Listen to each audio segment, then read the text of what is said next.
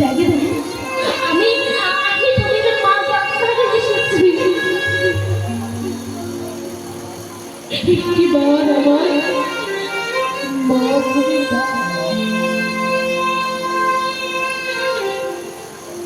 আর মা গান্ধারী যখন বসে তার দাদির মা একটু খুঁজে বেড়াচ্ছে না হঠাৎ বাবা মা গান্ধারী একটা কচু ভিবির উপর হোঁচট খেয়ে আজ মা ছিটকি মাটিতে পড়ে গেছে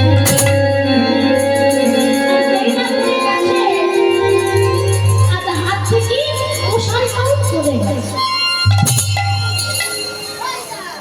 আজ মা গান্ধারী উঠে মশালটা হাতে নিয়ে মনে মনে ভাবছে আজ যে বস্তুটার উপর পা লেগে আমি মাটিতে পড়ে গেলাম আমাকে দেখতে হবে আসলে ওই বস্তুটা কি আজ মা গান্ধারী মশালের আলোটা আস্তে আস্তে দিয়ে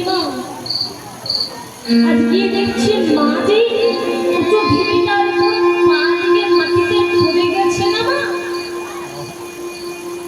সেটা কোনো মাটির ভিড়ি সেটা হলো তার প্রিয় পুত্র গুরুজনের কাটা বন্ধা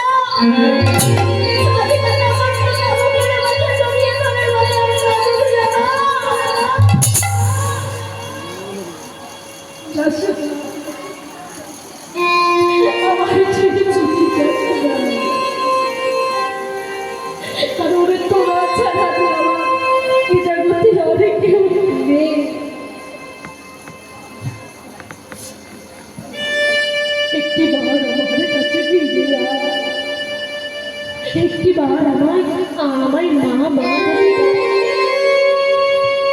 আজ মা গান্ধারী পুত্রের মাথাটা বুকের মাঝে জড়িয়ে ধরেছে ধরে দাদা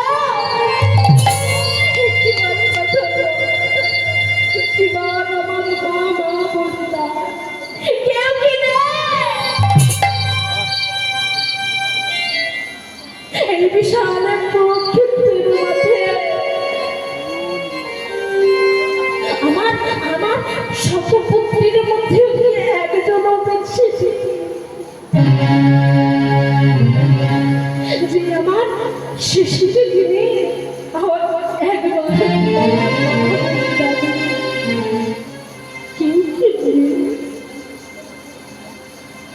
আজ মা গান্ধারী যখন দুর্যোধনের কুণ্ডটা বুকের মাঝে জড়িয়ে ধরে কাঁদছে এমন সময় মা গান্ধারী শুনতে পেল আচ্ছা পেছন থেকে কে যেন হাসছে মা গান্ধারী শুনতে পেল পেছনে দাঁড়িয়ে কেউ যেন হাসছে মা গান্ধারী চিৎকারে করে বলে উঠল কে রে কে আমার এই দুঃসময় এমন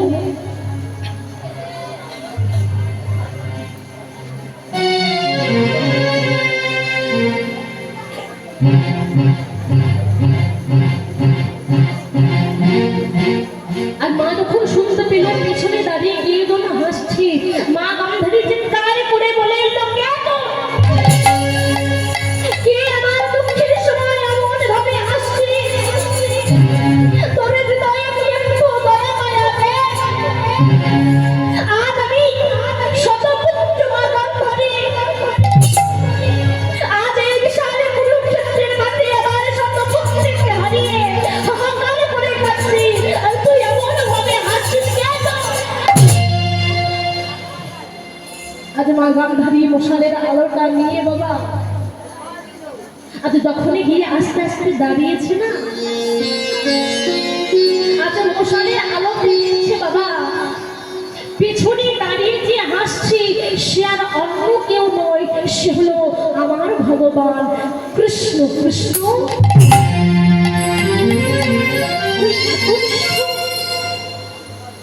এত কৃষ্ণ তোর হৃদয়ে কি একটু দয়া মায়া বলে কিছু নেই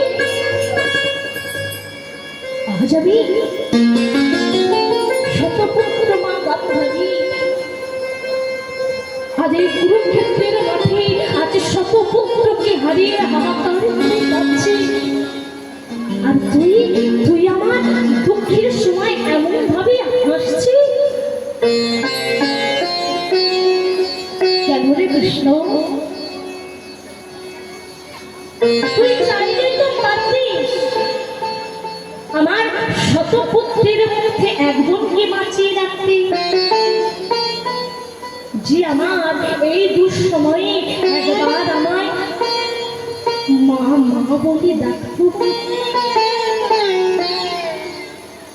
তুই আমার শত পুত্রকে গ্রহণ করবি।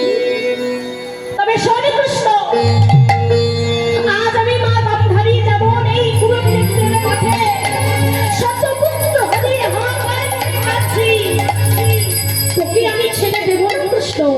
তোকেও একদিন আমার মতো করতে হবে, হবে, হবে। আজ যেমন আমি কাঁদছি, আমি তোকে অভিশাপে দিলাম, তোরও একদিন আমার মতো কাঁদতে হবে, তোর যদু বংশ ধ্বংস হবে। এবার বাবা কৃষ্ণ হাসছে, পিসিমা, ও পিসিমা, তুমি বৃথায় আমার উপর রাগ করছো। তোমার যে শতপুত্র মারা গেছে সে তো তোমারই জন্য, সেটা আমার জন্য নয় তো।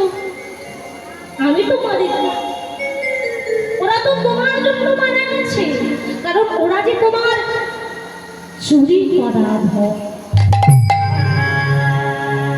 আর জানবে পিসিমা, চুরি করা ভয় কিন্তু কখনো থাকে না, সেও কিন্তু একদিন চুরি হয়ে যায়। কি বাবা, গান্ধারীর যে শতপুত্র চুরি করা ভয় নয়, একটু বলবো? হ্যাঁ, একটু বলবো? তাহলে বলবো, বলি বলো। কবে চুরি করেছিল? একদিন দুর্বাসা মুনি মা কুন্তির কাছে গিয়ে বলেছিল, কুন্তি, আজ আমি তোর গৃহে সেবা দেব। তবে শোন না, তবে শুধু সেবা দেব না, 100 রন্ধন করতে হবে, আর 100 পাত্রে করে 100টা স্বপ্নে পাত্রে করে আমরা সেবা দেব। কুন্তি বলল, বেশ বাবা, তাই হবে। এই বলে আজ দুর্বাসা মুনি স্নান করতে চলে গেল। এইবার বাবা মা কুন্তি আমার রন্ধন করছে। বাবা রন্ধন করেছে, কিন্তু 99টি পাত্র জোগাড় হয়েছে, একটি পাত্র কম করে। কোন পাত্রটি? না, যে পাত্রে মা আমার বড় মাত্র রাখবে, মানে পায়েস রাখবে। কিন্তু দুর্বাসা মুনি স্নান করে এসে বলে, শোন মা, আমি তোর গৃহে সেবা নেব না। সে কি বাবা, তা কেমন করে হয়? আমি এত কষ্ট করে রন্ধন করলাম, তাহলে 99টি পাত্র জোগাড় হয়েছে, আরেকটি পাত্র কথা, আরেকটি পাত্র জোগাড় না করলে আমি তোর গৃহে সেবা দেব। এবার কুন্তি বলছে, বাবা, স্বর্ণ পাত্রটা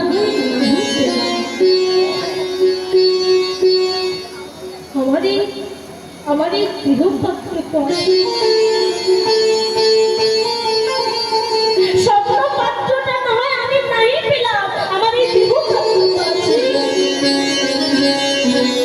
এই বলে আজ আমার গান্ধারী বুকের জামাটা সরিয়ে না ওই গরম পরমাণুটা নিয়ে আজ নিজের বুকের উপর ঢেলে বলতে, তুই কি করছিস? তোর অঙ্গে ব্যথা লাগছে না? কষ্ট হচ্ছে না? যন্ত্রণা হচ্ছে, যন্ত্রণা হচ্ছে না? তুই কি করলি?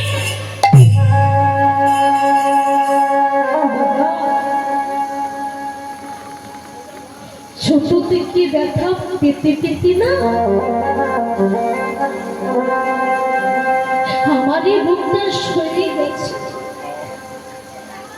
এ বুকে আর ব্যথা লাগে না। আরে ব্যথা যদি লাগতেই হয়, আমার এই দেহটা আমি গোবিন্দ চরণে অর্পণ করেছি, আমার এই দেহটা যে তা, ব্যথা যদি লাগতেই হয়, কষ্ট যদি হতেই হয়, যন্ত্রণা যদি হতেই হয়, গোবিন্দের অঙ্গে লাগবে, আমার কিছু হবে না।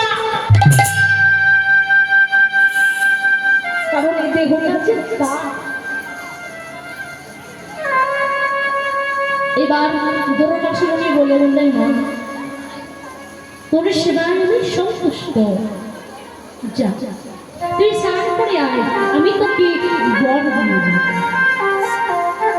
এইবার না মা কুন্তি চলে গেছে স্নান করতে, আর এই সুযোগে আজ গান্ধারী এসে আচ্ছা কুন্তির কণ্ঠস্বর নকলে করে বলে উঠলেন, বাবা আমায় বর দিন। আর যেই না বলেছে বাবা বর দিন, সঙ্গে সঙ্গে আমার গুরুমার সামনে বলে বলেন, মা আমি তোকে আশীর্বাদ করি, তুই শতপুত্রের জননী হবে। তাহলে কি হলো মা? গান্ধারী বরটা চুরি করে নিয়ে চলে গেল। এবার কুন্তি এসে বলছে, কই বাবা এবার আমাকে বর দিচ্ছে কি রে? এই মাত্র তো বর নিয়ে গেলি, আবার এসেছিস? না বাবা আমি তো আসিনি। তার মানে?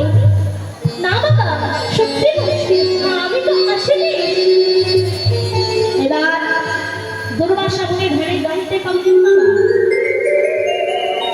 গান্ধারী বর চুরি করে নিয়ে গেছে। বেশ মা আমি বুঝেছি এই কাজটা, তবে শোন মা এই মন্ত্রটা ধর, এই মন্ত্র বলে তোর বাসনা ছেলে হবে, তোর পিতৃ আর মাতৃ, আর এই 5টা ছেলের হাতে গান্ধারীর শতপুত্র নিধন হবে। তাহলে কি হলো বাবা? চুরি করা ধন কখনো থাকে না, সেও চুরি হয়ে যায়। তাই ভগবান